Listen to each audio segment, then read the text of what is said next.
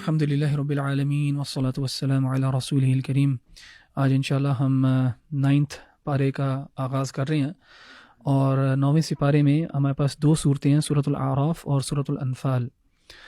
اور سورۃ الاعراف جو ہے یہ مکی صورت ہے، اور جیسے کہ آپ سب کو پتہ ہے کہ مکی قرآن کے اندر ایمانیات کا بڑا تذکرہ ہے، عقیدے کا بہت زیادہ بیان ہے، اللہ سبحانہ وتعالیٰ کی وحدانیت کا، یوم القیامہ کا، ارکان الایمان کا جو ہے نا تذکرہ ہے۔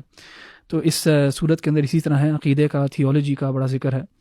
اور اس کے بعد جو ہے وہ ہے سورۃ الانفال، اور سورۃ الانفال جو ہے وہ رسول اللہ صلی اللہ علیہ وسلم کی زندگی میں جو ملٹری سٹرگلز تھے ان کے بارے میں ہے، خاص طور پہ جنگ بدر کا اس میں ذکر ہے۔ بار بار اللہ سبحانہ وتعالیٰ نے بدر کی طرف اشارہ کرتے ہوئے اس کو ایڈریس کیا ہے مسلمانوں کو، even though Badr by name ادھر اس صورت میں مینشن نہیں ہے، لیکن پھر بھی اس کا جو کانٹیکسٹ ہے وہ جنگ بدر ہے۔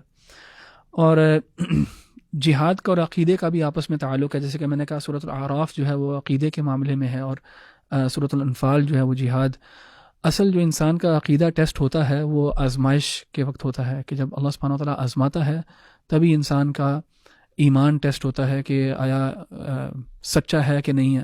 بلکہ اللہ سبحانہ وتعالیٰ کہتے بھی ہیں کہ ہم آزماتے لیمیز الخبیث من الطیب، کہ ہم تمییز کر دیں، ہم فرق کر دیں خبیث اور طیب کا، اچھے اور برے کا۔ تو جہاد رسول اللہ صلی اللہ علیہ وسلم کی زمانے میں جہاد کے بعد ہی اور جہاد کے وقت ہی منافقین کا ظہور ہوا ہے۔ یعنی جب مثال کے طور پہ جنگ تبوک کے وقت جب ایک بڑا مشکل ایکسپیڈیشن تھا مسلمانوں نے اس پہ جانا تھا، تو تب بہت زیادہ نفاق جو ہے وہ ابھرا، اور بہت زیادہ لوگ جو ہیں وہ ایکسپوز ہوئے اس لحاظ سے۔ سو ان دونوں چیزوں کا ذکر ہے۔ مشکل آتی ہے تو پھر کھوٹے اور کھڑے کا میں فیصلہ ہو جاتا ہے، بالکل۔ اور اس میں جب پارہ شروع ہوتا ہے تو شعیب علیہ السلام کی قوم کا ذکر ہے کہ اللہ سبحانہ وتعالیٰ نے ان کو کیسے تباہ کیا، اور ان کا جو سب سے بڑا جرم جو تھا وہ ناپ تول میں کمی تھی، کرپشن بیسیکلی۔ اور ان کو لگتا تھا کہ اگر وہ شعیب علیہ السلام کی بات پہ آ جائیں اور ایمان لے کے آئیں تو ان کو کاروباری لحاظ سے نقصان ہوگا، ان کو اپنی یہ پریکٹسز جو ہے نا گیو اپ کرنی پڑیں گی۔ اور کبھی کبھار ایسا لگتا ہے کہ دنیا میں گورنمنٹس بھی شاید ایسی سوچتی ہیں کہ ہم اگر اسلامی اصول جو ہیں وہ اپنا لیں گے تو ہمیں نقصان ہوگا، تو اس لیے ہم we don't follow what Allah subhanahu wa ta'ala has commanded۔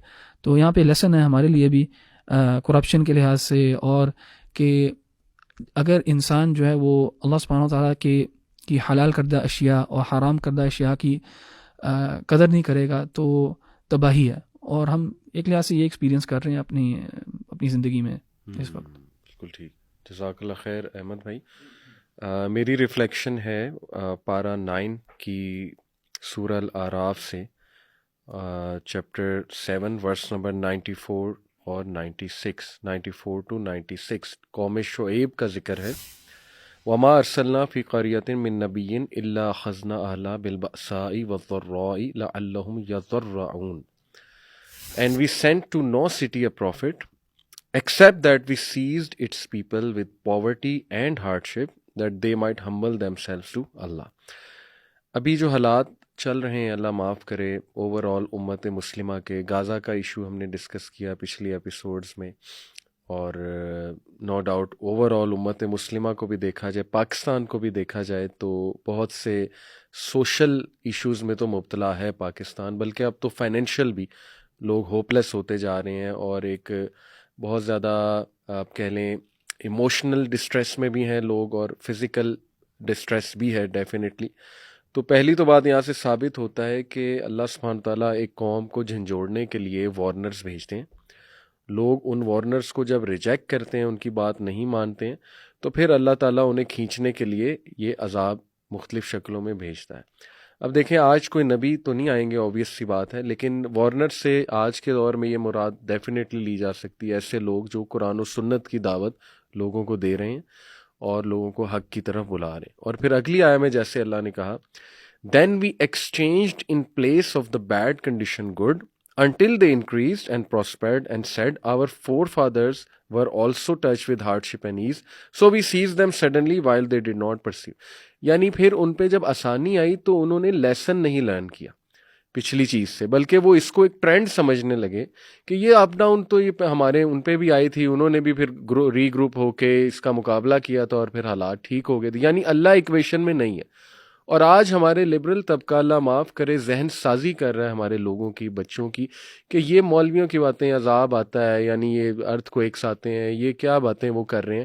یعنی اللہ کو جتنا ایکویشن سے نکالا جائے، انسان کی ذہن سازی ایسی ہے کہ اللہ کی کوئی انوالومنٹ نہیں ہے، یہ تو قوموں کا اتار چڑھاؤ آتا ہے، بس ہم نے خود ہی ری گروپ ہونا ہے، خود ہی یہ چیزیں ہم نے ٹھیک کرنی ہے وغیرہ وغیرہ.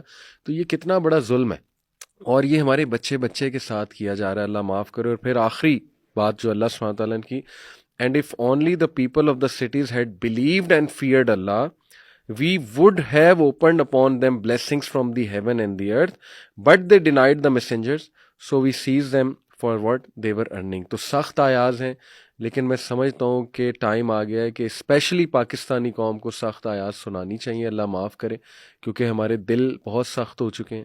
اور یہ اللہ کی ناراضگی کی میں تو کہتا ہوں ایک نشانی ہے، بلکہ وہ ایک مجھے روایت بھی یاد آ گئی ہے. بنی اسرائیل کا کوئی شخص تھا، اس نے اپنے نبی سے آگے پوچھا کہ میں اتنے گناہ کرتا ہوں، اللہ نے آج تک جو ہے وہ مجھے کوئی سزا نہیں بھیجی.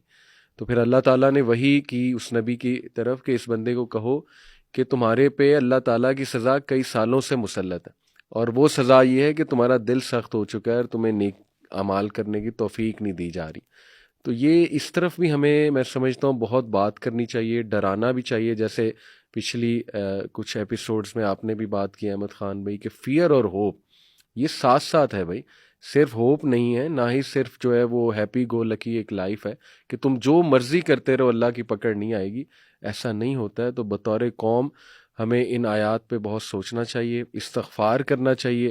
بلکہ وہ اکثر ایک عالم دین یہ سلوشن بھی پرپوز کرتے تھے کہ اجتماعی طور پہ تم لوگوں کو مل کے استغفار کرنا چاہیے. اجتماعی طور پہ وہ اور بہت سی چیزوں میں مل جاتے ہیں، لیکن اس پر بھی بہت غور و فکر جو ہے نا وہ ہونا چاہیے. تو اللہ تعالی ہمیں عمل کی توفیق عطا فرمائے. جزاکم اللہ خیر. علی بھائی، یہاں پہ سورۃ الاعراف کی آیت نمبر 142 کے حوالے سے میں کچھ بات کروں گا. ان آیات کے اندر سیدنا موسیٰ علیہ السلام کا ذکر ہو رہا ہے، اور سیدنا موسیٰ علیہ السلام اپنی قوم کو جب لے کے پہنچے کوہ طور پر، اور وہاں پہ جا کے انہوں نے اللہ تعالیٰ سے ملاقات کی، اور اللہ تعالیٰ نے ان کو وحی عطا کی وہاں پہ تورات. تو ان آیات کو اللہ تعالیٰ نے اس طرح بیان کیا، وَوَاعَدْنَا مُوسَىٰ 30 لَيْلَةً، اور ہم نے موسیٰ علیہ السلام سے 30 راتوں کا وعدہ کیا. وَأَتْمَمْنَاهَا بِعَشْرٍ، پھر ہم نے ان کو 10 سے مکمل کر دیا. فَتَمَّ مِيقَاتُ رَبِّهِ 40 لَيْلَةً، تو یہ 40 راتیں سیدنا موسیٰ علیہ السلام کی اللہ تعالیٰ سے ملاقات رہی. تو یہ جو، اور پھر کہا وقال موسیٰ لأخیہ ہارون اخلفنی فی قومی واصلح ولا تتبع سبیل المفسدین. ایسے موقع پر سیدنا موسیٰ علیہ السلام نے سیدنا ہارون کو اپنے جو ہے قوم کا ذمہ دار بھی بنایا اور اللہ تعالیٰ سے دعا بھی کی. تو یہ جو آیت ہے، خاص طور پہ میں اس کی تفسیر پڑھ رہا تھا تو علماء نے لکھا ہوا تھا کہ یہ جو آیت ہے کہ یہ جو 30 راتیں تھیں سیدنا موسیٰ علیہ السلام نے روزے رکھے، ٹھیک ہے نا. اور اسی طریقے سے اس کے بعد 10 راتیں آگے، فتم میقات ربہ 40 لیلہ، یہ پھر 10 راتوں کے مزید روزے اللہ نے رکھوائے. تو یعنی 40 دن سیدنا موسیٰ علیہ السلام نے صیام کیا اور اس طریقے سے اللہ تعالیٰ کی عبادت میں گزاری. اور اس کے بعد پھر اللہ تعالیٰ نے ان کو ایک بہت بڑی نعمت عطا کی جو تورات کی نعمت تھی. تو اس سے ابھی ہمارے پاس بھی یہ دیکھیں رمضان کا مہینہ الحمدللہ، جس کے اندر اللہ تعالیٰ ہم سے 30 دنوں کے روزے ہم سے تقاضا کر رہے ہیں. اس کے بعد پھر اس کے بعد ذوالحجہ آتا ہے، اس کے 10 دن کے روزے. یہ علماء کے یعنی جیسے کہ علماء نے بیان کیا کہ اللہ تعالیٰ کو پورے سال میں سب سے زیادہ پسندیدہ دن یہی ہیں، رمضان کے دن اور اس طریقے سے ذوالحجہ کے 10 دن، یہ اللہ تعالیٰ کو سب سے پسندیدہ ہے. اور بعض علماء نے تو یہاں پہ بحث بھی کی کہ ان میں سے کون سے زیادہ افضل ہے. تو بعض علماء نے پھر تطبیق یہ دی کہ جی دن جو ہے وہ ذوالحجہ کے 10 بہترین ہے، اور راتیں جو ہے رمضان کی سب سے بہترین ہیں. تو اس سے پتہ چلا کہ جب بھی اللہ تعالیٰ اپنے بندے کو کچھ نوازنا چاہتے ہیں، کوئی بہت بڑی نعمت عطا کرنا چاہتے ہیں، خاص طور پہ ایسی نعمت جو انسان کی اسپریچول لائف، دنیا کی ویل بینگ اور آخرت کی ویل بینگ سے متعلق ہو، تو اللہ تعالیٰ اس سے پھر ایک ٹریننگ سے گزارتے ہیں، ایک سختی سے گزارتے ہیں، ایک ایفرٹ سے گزارتے ہیں. اور وہ ایفرٹ کیا ہے؟ وہ ایبسٹیننس ہے کہ آپ نے اپنے آپ کو، اپنے نفس کو کنٹرول کرنا ہے، جیسا کہ روزے کی حالت میں انسان کرتا ہے. تقویٰ، اللہ تعالیٰ کے قریب ہونا ہے، اللہ کی عبادت کرنی ہے. تو ایک خاص مقام پہ جب انسان پہنچتا ہے پھر اللہ وہ عطا کرتے ہیں. سیدنا موسیٰ علیہ السلام کے ساتھ بھی یہی اللہ نے کیا، ان سے کچھ محنت کروائی اور اس کے بعد ان کو 40 دن تک ان سے محنت کروائی، عبادات کی انہوں نے.